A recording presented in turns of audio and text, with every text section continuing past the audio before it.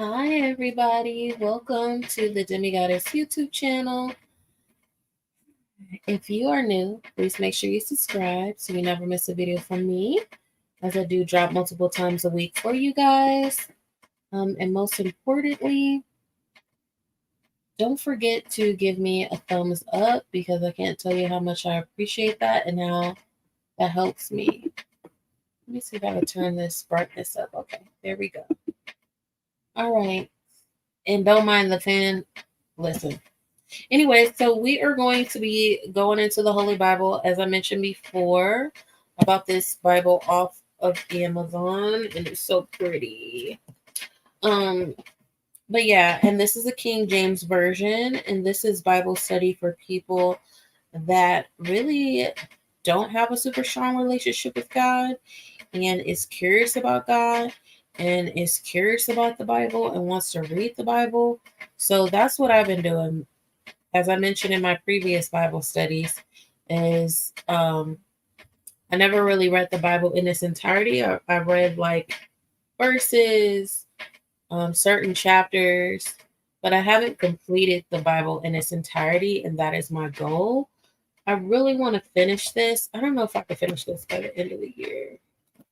Possibly I could finish it if I stay consistent. But yeah, the Bible is a hard read. So I will say that there are going to be times when I mispronounce things or I cannot pronounce things, but bear with me, okay? Um, so I am on Genesis. We got the King James version. I'm on page 10, and I am on chapter 9, verse 18.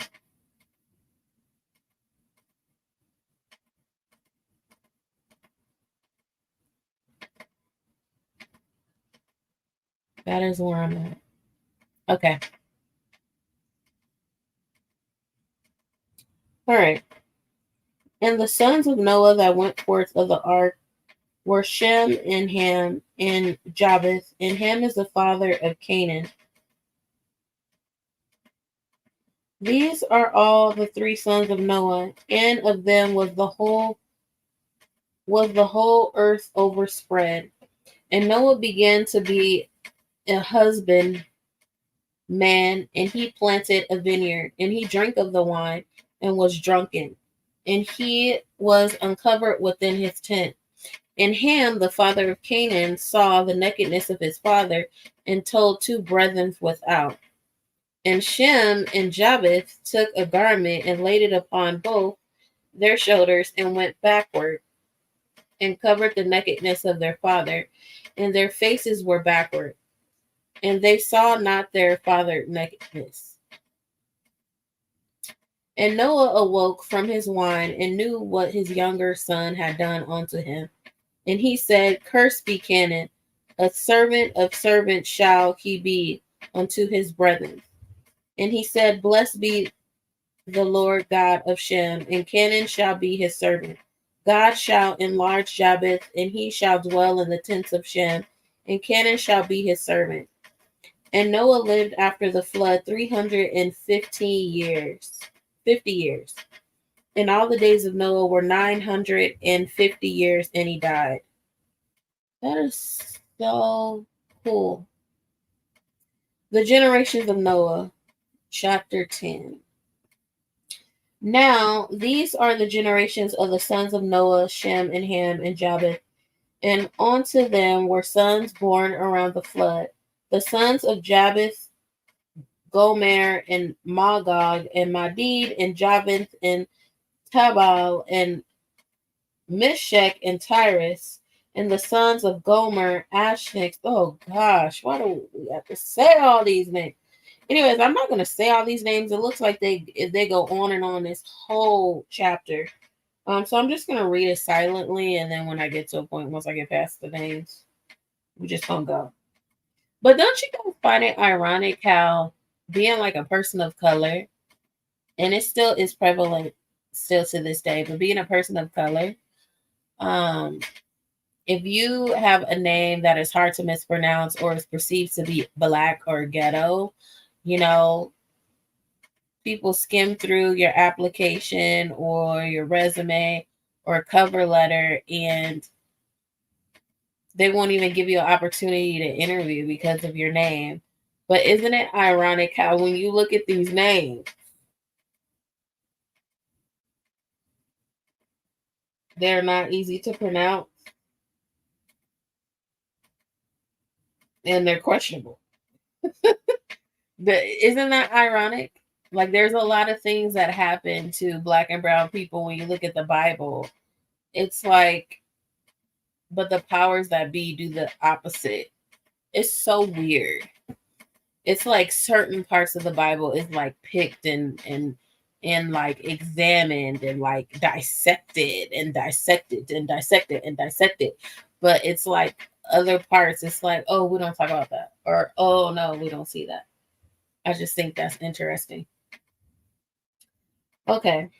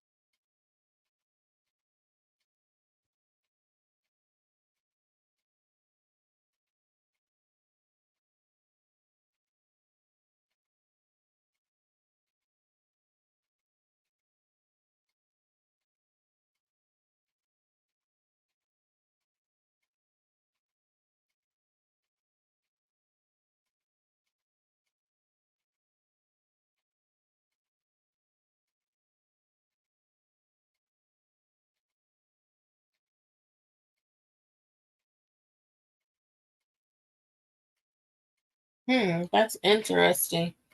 So Noah's children, descendants, basically, they were populating the earth, and it seems like they got like a piece of land, and their children would have children, multiple children, and then children's and children and children and children. And basically, I'm at the end of chapter 10 where it says, these are the families of the sons of Noah after their generations in their nations, and by these were the nations divided in the earth after the flood. So does that mean we all descended from Noah bloodline? And based on like where your ancestors were, depends on what part of Noah's bloodline were you a part of.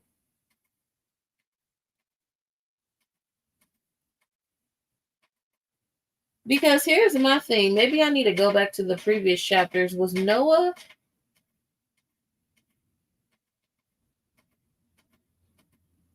descendant of Adam and Eve? Like was he a child of their children's children? I don't remember. I'm gonna have to go back and read. Okay, anyways. So one language in the world, and the whole earth was of one language and of one speech. And it came to pass as they wouldn't that be beautiful, by the way? If you could travel anywhere in the world, we all speak the same language.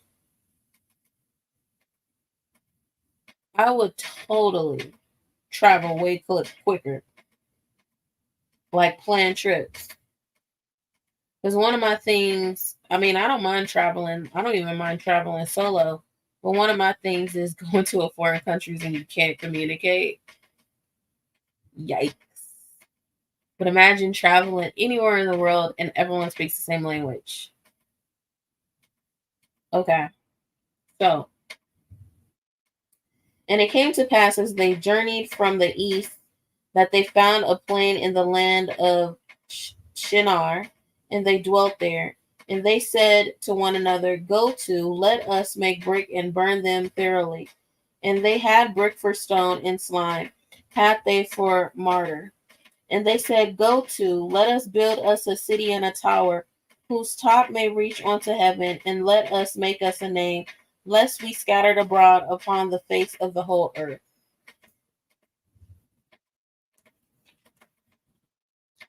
The confusion of languages. And the Lord came down to see the city and the tower which the children of man builded. And the Lord said, Behold, the people is one, and they have all one language, and this they began to do. And now nothing will be restrained from them, which they have imagined to do. Go on, let us go down, and there confound their language, that they may not understand one another's speech. What? Hold on, pause. Wait a minute. And the Lord came down to see the city and the tower, which the children of man builded. And the Lord said, Behold, the people is one, and they have all one language, and this they begin to do. And now nothing will be restrained from them, which they have imagined to do. Go to, let us go down, and there confound their language, that they may not understand one another's speech. That is so confusing. So the Lord scattered them abroad from thence upon the face of all the earth, and they left off to build the city. Therefore is the name of it called Babel, because the Lord did there confound the language of all earth. Oh, so the language of all earth was Babel. Oh, that is something I need to highlight. That is where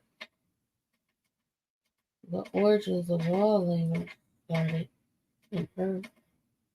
Wouldn't that be beautiful to find where that's at? Imagine how holy and majestic that would be.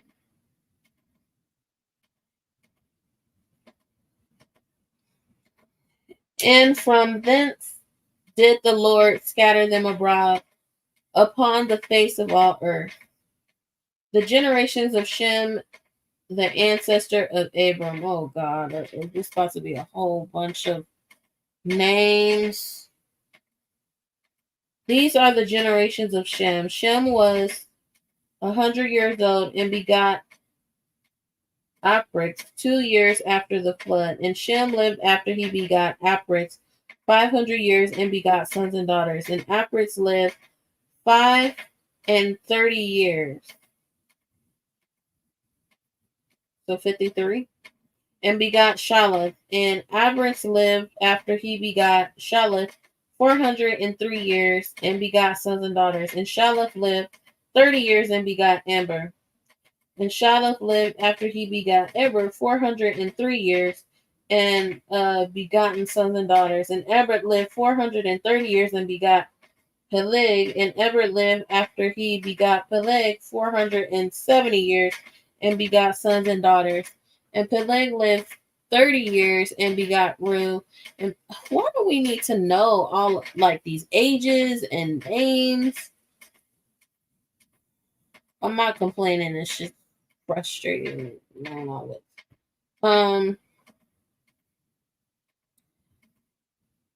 And Peleg lived after he begot Reu 209 years and begot sons and daughters.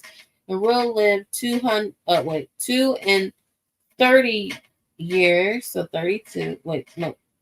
What? 2 and 30 years. 230? Okay. And Reu lived after he begot Shereg 270 years and begot sons and daughters. And Shereg lived 30 years and begot Norah. And Shereg lived after he begot Noah 200 years and begot sons and daughters. Okay, I'm just going to read all of this whole freaking family tree. I don't need to.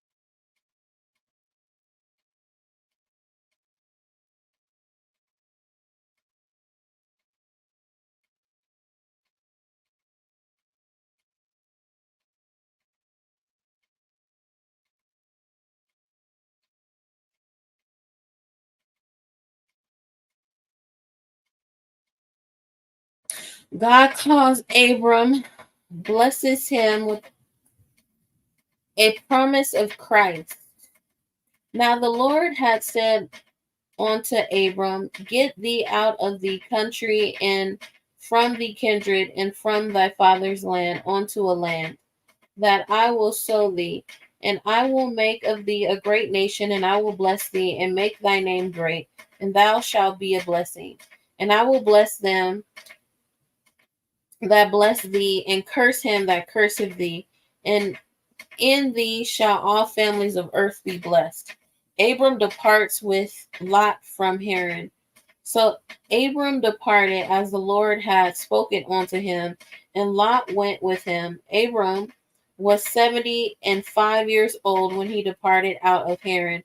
And Abram took Shari his wife, and Lot his brother's sons, and all their substance that they had gathered, and the souls that they had gotten in Haran. And they went forth to go into the land of Canaan, and into the land of Canaan they came. Abram journeys through Canaan, and Abram passed through the land onto the place of Shittim, onto the plain of Moreh, and the Canaanite was then in the land. And the Lord appeared unto Abram and said, unto thy seed will I give this land. And there buildeth he an altar unto the Lord, who appeared unto him. And he removed from hence onto a mountain of the east of Bethel, and pitched his tent, having Bethel on the west and Hai on the east. And there he builded an altar unto the Lord, and called upon the name of the Lord. And Abram journeyed, going on still towards the south. Abram is driven by a famine into Egypt. And there was a famine in the land, and Abram went down into Egypt to sojourn there, for the famine was grievous in the land. And it came to pass when he was come near to enter into Egypt, that he said unto Shari his wife, behold, now I know that thou art a fair woman to look upon. Therefore it shall come to pass, when the Egyptians shall see thee, that they shall say, this is his wife, and they will kill me, but they will save thee alive. Say, I pray thee, thou art my sister, that it may be well with me for thy sake, and my soul shall live because of thee. Cherith is taken by Pharaoh. And it came to pass that when Abram was coming to Egypt, and the Egyptians beheld the woman, that she was very fair, the princes also of Pharaoh saw her, and commended her before Pharaoh, and the woman was taken into Pharaoh's house. And he entreated Abram well for her sake. And he had sheep and oxen and the axes, and manservants and maidservants, and she ashes and camel. And the Lord plagued Pharaoh and his house with great plagues because of Cherith, Abram's wife. And Pharaoh called Abram and said, What is this that thou hast done unto me? Why doeth thee not tell me that she was thy wife? Why saidst thou, She is my sister, so I might have taken her to me to wife? Now, therefore, behold, thy wife, take her and go thy way. Dang, so he set him up. That's wild. And Pharaoh commanded his men concerning men that they sent him away and his wife and all that he had.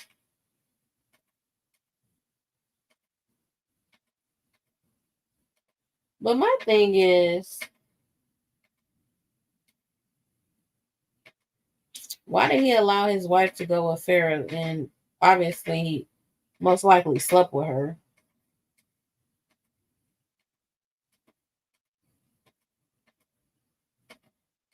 But he did know they were going to do that because the previous verses, he talks about that. Abram, but just to think, it's kind of like, the story of the wealthy. They could do whatever they want. He wanted her, so he got her. Chapter 13. Abram and Lot returned out of Egypt and agreed to separate. And Abram went up out of Egypt, he and his wife, and all that he had, and Lot with him into the south. And Abram was very rich in cattle, and silver, and in gold. And he went on his journeys from the south, even to Bethel, unto the place where his tent had been at the beginning between Bethel and Hal, onto the place of the altar, which he had made there at first. And there Abram called on the name of the Lord. And Lot also, which went with Abram, had flocks and herds and tents, and the land was not able to bear them, that they might dwell together, for their substance was great, so that they could not dwell together. And there was a strife between the herdmen of Abram's cattle and the herdmen of Lot's cattle, and the Canaanite and the Perizzite dwelled in the land. And Abram said unto Lot, Let there be no strife, I pay thee, between me and thee, and between my herdmen and thy herdmen, for we be brethren. Is not the whole land before thee? Separate thyself, I pray thee, for me. If thou wilt take the left hand, then I will go to the right. Or if thou depart to the right hand, then I will go to the left. Lot goes to Sodom. And Lot lifted up his eyes and beheld all the plain of Jordan, that it was well watered everywhere, before the Lord destroyed Sodom and Gomorrah, even as the garden of the Lord, like the land of Egypt, and thou comest unto Zoar. Then Lot chose him all the plain of Jordan, and Lot journeyed east, and they separated themselves in one from the other. Abram dwelled in the land of Canaan, and Lot dwelled in the cities of the plain, and pitched his tent towards Sodom. But the men of Sodom were wicked and sinners before the Lord exceedingly. God renews the promise to Abram. And the Lord said unto Abram, after that Lot was separated from him, Lift up now thy eyes, and look from thy place where thou art, northward and southward and eastward and westward. For all the land which thou seest to thee I give it, and to thy seed forever. And I will make thy seed as thy dust of the earth, so that if a man can number the dust of the earth, then shall thy seed also be numbered. Arise, walk through the land in the length of it, and in the breadth of it, for I will give it unto thee. Then Abram removed his tent and came and dwelt in the plain of Mamre, which is Hebron, and bought there an altar unto the Lord. Okay. The battle of 4 kings against 5. And it came to pass in the days of Apriel, king of Shinar, Aranx, king of Elanskar, oh Lord, Chedlamir, king of Elam, and Tidal, king of nations, that these made war with Beryl, king of Sodom, and with Brisketh, king of Gomorrah, and Shiveth, king of Aram, and Shabir, king of Zombie, and the king of Bela, which is Zor. All these were joined together in the Vale of Sodom, which is the Salt Sea. 12 years they served Shadowmere, and in the 13th year they rebelled. And in the 14th year they came Shadowmere and the kings that were with him, and smote the and the Hurites in thy might shear unto El Paran, which is by the wilderness. And they returned and came to En Mishpat, which is Kadesh, and smote all the countries of Amalekites, and also Amorites, and dwelt in Hazon Tamar. These names. Oh my God. And there went out of the king of Sodom, and the king of Gomorrah, and the king of Amath, and the king of Zamar, and the king of Bela, and they joined battle with them in the vale of Sodom, which Chadamir, the king of Elam, and the title kings of nation, and 4 kings with 5. And the vale of Sodom was full of slime pits, and the kings of Sodom and Gomorrah fled and fell there. And they that remained fled to the mountain. And they took all the goods of Sodom and Gomorrah and all their victuals and went their way. And they took Lot, Abram's brother's son, who dwelt in Sodom, and his goods, and departed. And there came one that had escaped, and told Abram in Hebrew, for he dwelt in the plain of Mamre, an Amorite, brother of Eskar, and brother of Aner, and these were confident with Abram. And when Abram heard that his brother was taken captive, he aimed his trained servants born in his house, 318, and pursued them into Dan. And he divided himself against them, he and his servants by night, and smote them, and